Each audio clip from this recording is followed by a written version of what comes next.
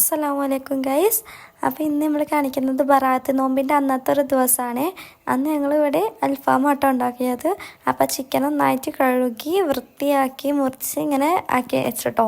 Full ചിക്കനായിരുന്നു, സ്കിന്നോട് കൂടിയുള്ള ചിക്കനാണല്ലോ അൽഫാം ഉണ്ടാക്കാൻ use ചെയ്യുക. അപ്പോൾ അങ്ങനത്തെ ഒരു ചിക്കൻ തന്നെയായിരുന്നു ഞങ്ങൾ വാങ്ങിയത്. പിന്നെ അത് ഒന്നായിട്ട് ഇങ്ങനെ മുറിച്ചതിന് ശേഷം ഇടിക്കുക കേട്ടോ. നമ്മളെ അമ്മിക്കുട്ടിയില്ലേ, അതായത് ഇങ്ങനെ ഇടിച്ചു. പിന്നെ അതിൻ്റെ മസാല ഞങ്ങൾ ഓൾറെഡി കൂട്ടി വെച്ചത് ഇവിടെ ഉണ്ടായിരുന്നു. അപ്പോൾ അതിൽ തന്നെ കേട്ടോ ഞങ്ങൾ കൂട്ടി വെച്ചതും. അങ്ങനെ ഇത് കുഞ്ഞിപ്പാക്കുവിൻ്റെ ഫ്രണ്ടിൻ്റെ മസാലയായിരുന്നു.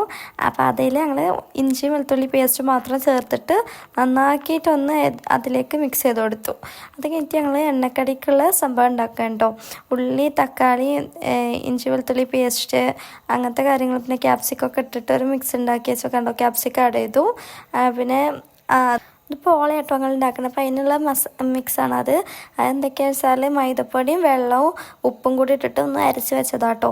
പിന്നെ ഈ ഇതിലേക്ക് എന്തൊക്കെ മസാല ഇടണമെന്ന് വെച്ചാൽ കുറച്ച് ചിക്കൻ മസാലയും കുറച്ച് മീറ്റ് മസാലയും പിന്നെ കുറച്ച് ഗരം മസാലയും പിന്നെ കുറച്ച് മുളക് പൊടിയും കുറച്ച് മഞ്ഞൾപ്പൊടി കേട്ടോ ഞങ്ങൾ ഇട്ടത്. അത്രയും പൊടികൾ ഇട്ടിട്ടുള്ളൂ. കുറേ മസാല കുത്താവേണ്ട വെച്ചിട്ട് കുറച്ച് ഇട്ടിട്ടുള്ളൂ കേട്ടോ.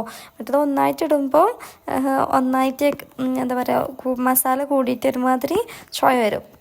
അപ്പോൾ ഞങ്ങൾ കുറച്ചിട്ടിട്ടുള്ളൂ. പിന്നെ നന്നായിട്ട് മിക്സ് ചെയ്തിട്ട് ഒന്ന് അടച്ച് വെച്ചിട്ട് വേവിച്ചിട്ടുണ്ട്. അതിൻ്റെ പച്ചമുളക് ഒന്ന് പോയിക്കോട്ടെ വിചാരിച്ചിട്ട്. പിന്നെ അത് കഴിഞ്ഞ് ഈ പാത്രത്തേക്ക് തന്നെ മസാല വേറെ പാത്രത്തേക്ക് ആക്കിയിട്ട് ഇത് ഈ പാത്രത്തേക്ക് തന്നെ ഉണ്ട് ഞങ്ങൾ ഒഴിച്ച് കഴിഞ്ഞത്. പിന്നെ എഗ്ഗ് വേറെ വേവിച്ച് വെച്ചിരുന്നു. കുറച്ച് മല്ലിയില ഉണ്ടായിരുന്നു കേട്ടോ. പിന്നെ മറ്റേക്ക് കരിവേപ്പിൻ്റെ ഇല ഇട്ടിട്ടുണ്ട്, വേപ്പിൻ്റെ ഇല. പിന്നെ ഇതൊന്നായിട്ട് മസാല ഇതിൻ്റെ മേലേക്ക് ഇങ്ങനെ ആക്കി കൊടുത്തു. ഒരു സ്പൂൺ ഉണ്ടായിട്ട് അതായിട്ട് നന്നായിട്ട് സ്പ്രെഡ് ചെയ്ത് കൊടുത്താൽ മതി കേട്ടോ. ഇത് പാർന്നിട്ടില്ലേ, ഈ മിക്സ് പാർന്നിട്ട് നമ്മളൊന്ന് 2 മിനിറ്റ് ഹൈ ഫ്ലെയിമിൽ ഇട്ടിട്ടൊന്ന് വേവിച്ചാൽ ഒന്നുകൂടി ഇതായിട്ട്. ഞാൻ ആദ്യത്തെ സെക്ഷനിൽ ഇടാൻ മറന്നു, 2 വട്ടം ഉണ്ടാക്കിയിട്ടുണ്ട് കേട്ടോ. അന്നിവിടെ കുറേ ആൾക്കാരുള്ളതുകൊണ്ട് അങ്ങനെ ഉണ്ടാക്കേണ്ടി വന്നു. അപ്പം പിന്നെ ആദ്യത്തെ സെക്ഷനിൽ ഉണ്ടാക്കിയപ്പോൾ ഇങ്ങനെ ആയിപ്പോയി. രണ്ടാമത്തെ സെക്ഷനിൽ കുറച്ചുകൂടി വേവിച്ചിരുന്നു. പക്ഷേ എന്നാലും നല്ല പെർഫെക്റ്റ് ആയിട്ടാണ് സാധനം കിട്ടിയിട്ടുണ്ട്. നല്ല ടേസ്റ്റ് ഉണ്ടായിരുന്നു കേട്ടോ എല്ലാവരും പറഞ്ഞത്. അപ്പോൾ മസാല നന്നായിട്ട് ഇട്ടിട്ട് നന്നായിട്ട് എല്ലായിടത്തേക്കും ഒന്ന് സ്പ്രെഡ് ചെയ്ത് കൊടുക്കണം. നല്ലല്ലേ എല്ലാ ഭാഗത്തേക്കും എത്തുള്ളൂ കണ്ടോ. ഇങ്ങനെ എല്ലാ ഭാഗത്തേക്കും എത്തിക്കാം. പിന്നെ ഒരു സ്പൂൺ ഉണ്ടെങ്കിൽ കളർ തന്നെ ഈ മിക്സിൻ്റെ കളർ തന്നെ ചുവപ്പ് കളറാവും. ഒന്നായിട്ട് അങ്ങനെ സ്പ്രെഡ് ചെയ്ത് കൊടുത്താൽ മതി. അപ്പോൾ ഒന്നുകൂടി ടേസ്റ്റ് ചെയ്യിക്കാറോ. പിന്നെ അതാ അതിൻ്റെ എഗ്ഗ് ഇങ്ങനെ വെച്ച് കൊടുക്കുന്നുണ്ട് എല്ലാ സ്ഥലത്തെ കൂടിയും. എല്ലാ ഭാഗത്തോടെയും കടിച്ചോട്ടെ വിചാരിച്ചിട്ടോ. അതും കൂടി ഉണ്ടാകുമ്പോഴാണ് ഇതിന് നല്ലൊരു ടേസ്റ്റ് കിട്ടുക എന്നാണ് എനിക്ക് തോന്നുന്നത്. അങ്ങനെ ഭയങ്കര ടേസ്റ്റി ആയിട്ടുള്ളൊരു പലഹാരമാണ് കേട്ടോ ഇത്. എഗ്ഗൊക്കെ വെച്ചതിന് ശേഷം അതിൻ്റെ മേലെ പിന്നെ ഈ മിക്സ് പാരുന്നുണ്ട് കേട്ടോ. ഈ മൈദപ്പൊടീൻ്റെ മിക്സ് ഒന്നുകൂടി പാരുന്ന് കൊടുക്കുക. എന്നിട്ട് നമ്മളത് ലോ ഫ്ലെയിമിൽ ഇട്ടിട്ടാണ് വേവിക്കുന്നത് കേട്ടോ. അപ്പോൾ ഇത് അടുത്ത സെക്ഷൻ ഉണ്ടാക്കാൻ വേണ്ടിയിട്ട് ഉണ്ടാക്കുകയാണ്. വീണ്ടും ആ മിക്സ് ഉണ്ടാക്കുന്നുണ്ട്. മൈദപ്പൊടി, ഉപ്പ്, വെള്ളം ചേർത്തിട്ട് അടിച്ചു കൊടുക്കുക. പിന്നെ ഇതിലേക്ക് നിങ്ങൾക്ക് എഗ്ഗ് ചേർക്കണം എന്നുണ്ടെങ്കിൽ ചേർക്കാം കേട്ടോ. ഞാൻ ചേർത്തിട്ടില്ല. പിന്നെ ഉണ്ടോ ഇത് ലോ ഫ്ലെയിമിലിട്ട് കുറച്ച് നേരം വേവിക്കുമ്പം ഇങ്ങനെ ആവും.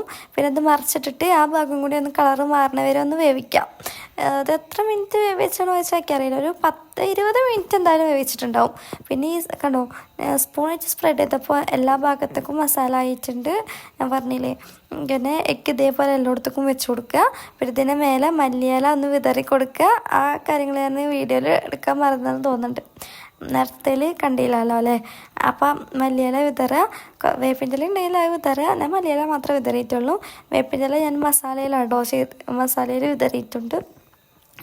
പിന്നെ ഈ മുട്ടൻ്റെ മിക്സ് അങ്ങനെ വെച്ച് കൊടുക്കുക. അത്രയൊക്കെ തന്നെയാണ്. നേരത്തെ നിങ്ങൾ കണ്ടില്ലേ. പിന്നെ കണ്ടിട്ട് ഞാൻ ബോറടിപ്പിക്കണ്ടല്ലോ അല്ലേ പറഞ്ഞിങ്ങനെ. പിന്നെ കണ്ടോ മല്ലിയില വിതറി. നല്ല ടേസ്റ്റി കേട്ടോ. അത് ഭയങ്കര ടേസ്റ്റുള്ള ഇതാണ്. നിങ്ങളാരും ട്രൈ ചെയ്തിട്ടില്ലെങ്കിൽ ഒന്ന് ട്രൈ ചെയ്യുന്നത് നല്ലതാണ്. പിന്നെ എൻ്റെ ചാനൽ ആദ്യമായിട്ട് കാണുകയാണെന്നുണ്ടെങ്കിൽ സബ്സ്ക്രൈബ് ചെയ്യണേ. നമ്മൾ അടുത്ത പരിപാടി എന്താ വെച്ചാൽ അൽഫാം ചുടുക. അപ്പോൾ അതിനുള്ള തീയണ്ടോ കത്തിച്ചത്. അപ്പോഴേക്കും പിന്നെ ബാങ്ക് കൊടുത്തു. നോമ്പ് തുറക്കാൻ ടൈം ആയപ്പോൾ എല്ലാവരോടും ഇരുന്നിട്ട് നോമ്പ് വരുന്നു. അവിടെ അൽഫാം ചുടുന്ന തിരക്കില്ല. അങ്ങനെ അൽഫാമും ആയി. നിസ്കാരം കഴിഞ്ഞപ്പോൾ തന്നെ അൽഫാം ഒന്ന് വെന്തു. പിന്നെ അടുത്ത സെക്ഷൻ നമ്മൾ അതിലേക്ക് ഇടുക കേട്ടോ. ഇങ്ങനെ വീശിക്കൊടുക്കാനും എല്ലാത്തിനും ആൾക്കാരുള്ളതുകൊണ്ട് നമ്മളതിലേക്ക് വല്ലാതെ മെനക്കെടേണ്ടി വന്നിട്ടില്ല. അങ്ങനെ ഇവരൊക്കെ തന്നെയാണ് അത് ഉണ്ടാക്കാൻ വേണ്ടി മുന്നിലുണ്ടായിരുന്നത് കേട്ടോ. പിന്നെ എന്താ തിരിച്ചിടുന്നേ. പിന്നെ ഞങ്ങൾ വാഴൻ്റെ ഇല എടുക്കാൻ പോയി കേട്ടോ. എല്ലാവരും വാഴൻ്റെ ഇലയിൽ കഴിക്കാമെന്നുള്ളൊരു തീരുമാനത്തിലെത്തി. അങ്ങനെ വാഴൻ്റെ ഇല മുറിച്ചു. അത് പിന്നെ ഞങ്ങൾ തന്നെ കഴുകി വൃത്തിയാക്കിയിട്ട് കൊടുന്ന് വെച്ചു. അങ്ങനെ ഇങ്ങനെ കഴിക്കുമ്പോൾ എല്ലാവരും കൂടി ഇരുന്ന് കഴിക്കുമ്പോൾ അത് വേറെ ടേസ്റ്റ് ഉണ്ട് കേട്ടോ. നല്ല രസമായിരുന്നു. എനിക്ക് ഭയങ്കര ഇഷ്ടമായി. എല്ലാവർക്കും നല്ല ഇഷ്ടമായി. പിന്നെ നമ്മൾ അൽഫാമൊക്കെ വെന്തു. പിന്നെ അത് കണ്ടോ എന്നിങ്ങനെ നമ്മളിങ്ങനെ ഓരോ നുള്ളീച്ച അതിൻ്റെ ഇടയ്ക്ക് ഇങ്ങനെ എടുത്ത് കൊണ്ടുപോയി തിന്നണുണ്ട് കേട്ടോ. ടേസ്റ്റ് ഉണ്ടോ എന്നറിയാൻ വേണ്ടിയിട്ട്. പിന്നെ എന്താ കത്രിക വെച്ചിട്ട് എല്ലാവർക്കും ഒരേപോലെ പീസാക്കി ഇങ്ങനെ വെക്കുകയാണ്. കത്രിക വെച്ചിട്ടാണ് ഞങ്ങൾ മുറിച്ചിരുന്നത്.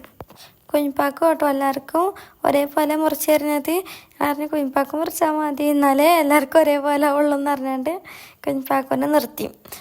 കുഞ്ഞിപ്പാക്കുവാണല്ലോ ഇതുണ്ടാക്കാൻ ഞങ്ങളെ മെയിനായിട്ട് ഹെൽപ്പ് ചെയ്ത ആൾ. അവന് കുഞ്ഞിപ്പാക്കു തന്നെയാണ് ഇതെല്ലാവർക്കും മുറിച്ചെന്ന് ഒരേപോലെ ആക്കിട്ടോ. പിന്നെ ചെറിയ പീസുള്ളവർക്ക് 2 ഈച്ച പീസാക്കി കൊടുത്താണ്. പിന്നെ കുഞ്ഞിപ്പാക്കും അവിടെ ഫുട്ബോളാട്ടോ കാണുന്നത്. അതിൻ്റെ ഇടയിൽ കൂടെ പിന്നെ ഞങ്ങളെല്ലാവരും കൂടി കഴിക്കാൻ വേണ്ടിയിട്ട് ഇരുന്നു. നല്ല ടേസ്റ്റി ഫുഡായിരുന്നു കേട്ടോ. അപ്പോൾ അത്രേ ഉള്ളൂ.